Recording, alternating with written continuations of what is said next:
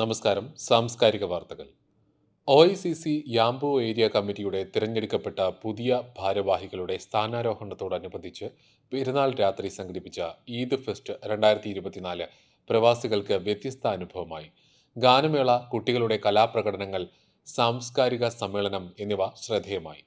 Yanbu നഗാദി open ഓഡിറ്റോറിയത്തിൽ നടന്ന പരിപാടിയിൽ ബാലിക ബാലന്മാരുടെ സ്റ്റേജ് പരിപാടികൾ അരങ്ങേറി. ജിദ്ദയിൽ നിന്നെത്തിയ ഗായകരായ ഹക്കീം അരിബ്ര, നൂഹ് ഭീമാപ്പള്ളി, സിറാജ് നിലമ്പൂർ, ഡോക്ടർ ഫസാന, മായ ശങ്കർ എന്നിവരുടെ ഗാനങ്ങൾ ശ്രദ്ധ നേടി.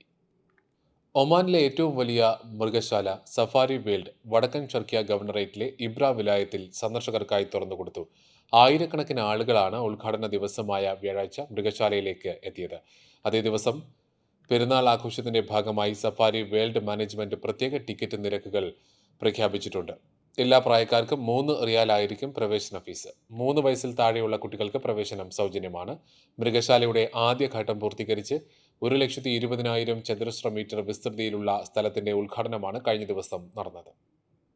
മൂല്യാധിഷ്ഠിത ജീവിതം മുഖമുദ്രയാക്കാൻ യുവാക്കൾ ശീലിക്കണമെന്ന് ഡോക്ടർ എബ്രഹാം മാർ സെറാഫിം പറഞ്ഞു. ദുബായ് സെന്റ് തോമസ് ഓർത്തഡോക്സ് കത്തീഡ്രലിൽ സൺഡേ സ്കൂൾ ഗോൾഡൻ ജൂബിലി ആഘോഷങ്ങളുടെ ഭാഗമായി UAE മേഖല സംഘടിപ്പിച്ച ടീനേജേഴ്സ് ക്യാമ്പിൽ മുഖ്യ പ്രഭാഷണം നടത്തുകയായിരുന്നു അദ്ദേഹം. മേഖലാ പ്രസിഡന്റ് ഫാദർ ഉമൻ മാത്യു അധ്യക്ഷത വഹിച്ചു. മലബാർ ഭദ്രാസന അധ്യക്ഷൻ ഗീവർഗീസ് മാർ പക്കോമിയോസ് ഉദ്ഘാടനം ചെയ്തു. 700 കുട്ടികൾ ചടങ്ങിൽ പങ്കെടുത്തു. സാംസ്കാരിക വാർത്തകളിൽ ഉൾപ്പെടുത്താനായി ഇനി പറയുന്ന ഇമെയിൽ വിലാസത്തിൽ വാർത്തകൾ അയയ്ക്കുക. news@pravasibharati.com അല്ലെങ്കിൽ പ്രവാസി ഭാരതി റേഡിയോ news@gmail.com. സാംസ്കാരിക വാർത്തകൾ എല്ലാ ദിവസവും UAE ഒമാൻ സമയം രാവിലെ 10:30, സൗദി, ഖത്തർ, ബഹ്റൈൻ, കുവൈറ്റ് സമയം രാവിലെ 9:30, ഇന്ത്യൻ സമയം ഉച്ചയ്ക്ക് 12 മണിക്ക്.